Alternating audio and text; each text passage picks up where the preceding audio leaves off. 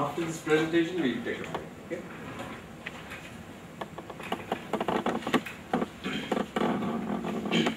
Good morning, ladies and gentlemen. I'm Soren. I'm a management trainee in a startup in IT sector, and you, as an audience, are the middle level management of the firm.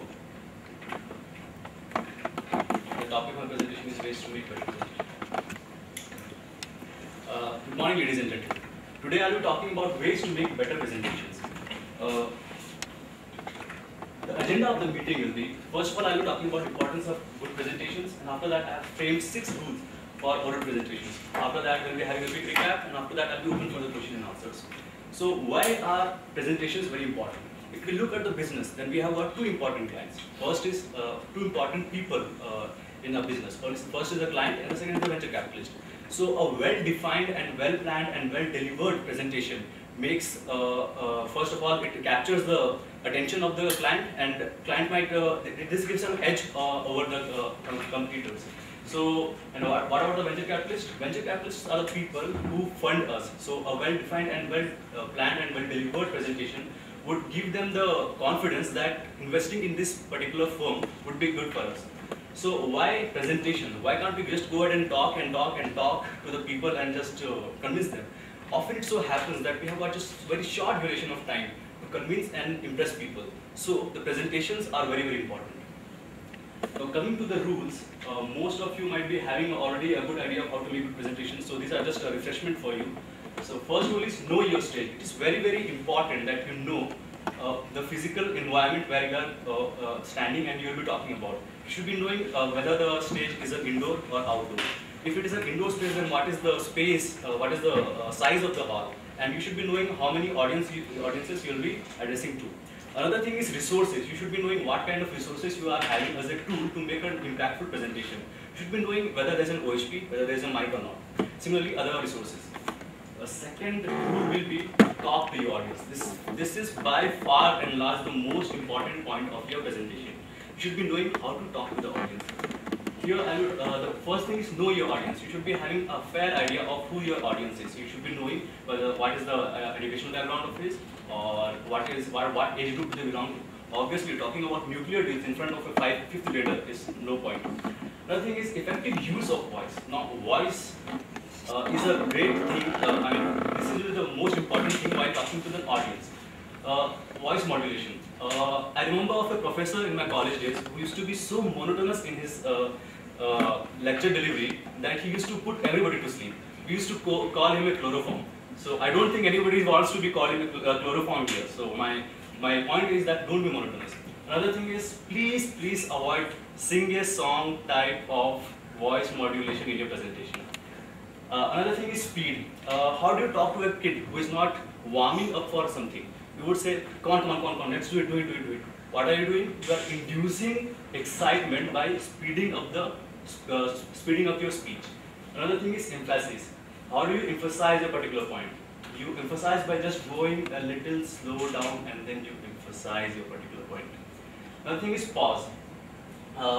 When do you pause while talking? When you want to gather a little bit of attention. Another thing is absorption. While you are talking, you should always give some time for audience to absorb whatever you are talking about. Now, physical mannerism. The gesture and posture and stance are very important. You should be having a very firm posture. It shouldn't be very loud. Another thing is gesture and hand movements. Hand movements should be very defined, and it should not be very extreme. Another thing is eye contact. You should always remember that it is you who have to make a connect with the audience. So, the constant eye contact should be there with everybody of your audience. Now, the third is make your message very clear. Should be always remembering what is your objective. If you are talking to a venture capitalist, then the most important point is you have to get them funding you. So always remember what your clear objective is and keep on presenting it as much as possible. The 3-point rule here would be when you present, then after 1 week, if the audience is able to remember 3 main points of your presentation, then you have made impact. If they are able to remember 3 points, but not the important ones, then the presentation was okay. But God forbid, if you have audience not able to remember any point, then I shouldn't be saying what kind of presentation it was. Be logical, always be logical in your flow. Remember that less is more, it's not necessary to impose everything. Just for example, How do you eat a watermelon? You don't thrust the whole watermelon in your mouth. Instead, you cut it into pieces and after that you eat piece by piece. Similarly, if there is lots of data, then feed the audience just piece by piece. Visual aids are important, but we should with a lot of caution. I could be covering more on this, but maybe on the next session. It's a very vast topic. We could take it later. Another thing is time limitation. Always know what your time limitation is. If you don't have a time limitation, then fix a time limitation of your own. Presentation is a snapshot. Always remember that presentation is just a snapshot of what your knowledge is. It's not important that you have to push everything what you know to the audience. And always remember to convey the important points. Recap, rule number 1, know your stage. Rule number 2, talk to the audience. 3, make the message very clear. 4, be logical. Use visual aids but sparingly and effectively. And eventually practice and time your presentation. That's about it. Thank you for bearing with me. Okay, what if you're thrust into a situation where you have absolutely no idea of the audience, its profile or anything, whether it's venture capitalist or whatever. You don't have the time. You just have to go in there, walk and make a presentation. What kind of presentation? Mostly a topic would be able to tell you what kind of presentation you have, what kind of. But you have absolutely no idea who's sitting there.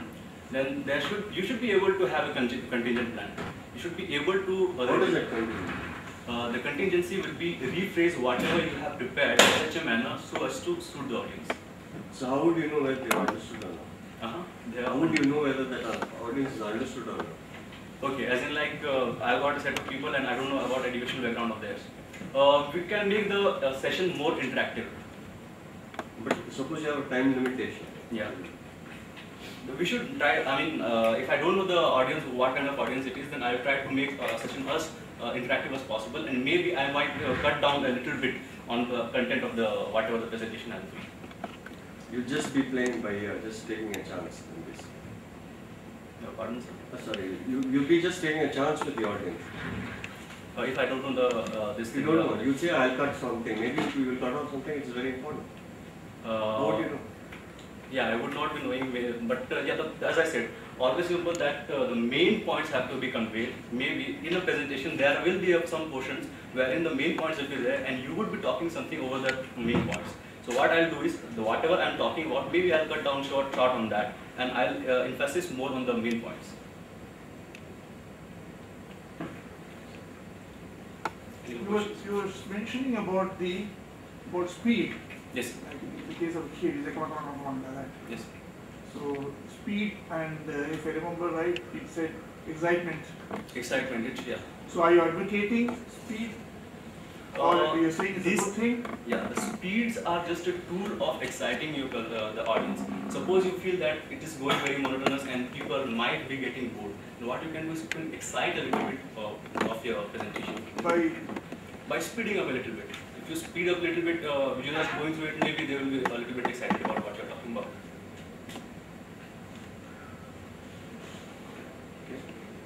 Okay, thank you very much.